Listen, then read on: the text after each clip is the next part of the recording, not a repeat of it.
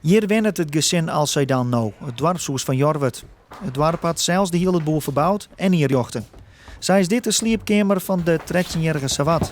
Dit is mijn nieuwe slaapkamer. Ik sliep hier. Mijn broer Asmat slaapt hier en mijn broer Asmat slaapt daar. Ik vind het een heel mooie kamer en goed sliep hier, dus de eerste keer kan ik heel goed slapen. Het Syrische gezin, met 8 bent tussen de 2 en 16 jaar, maar je 4 weer wijn blijven. De reis van de familie begon in Ierlien, doet zo'n Sawat met een omke naar Nederland kwam. Later volgde de rest van het gezin. Na een skoft in het AZC in Oosterwijk kwam de mogelijkheid om in het dorpshuis van Jorwert te wijnen. Hij de men binnen dankbaar dat ze weer bij elkaar binnen. Ja, mijn vader zegt, ja, denk dit huis is heel goed en heel groot.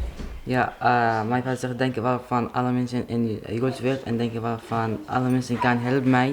شكر خاص للملك ويليام الكسندر اللي استقبل الشعب السوري.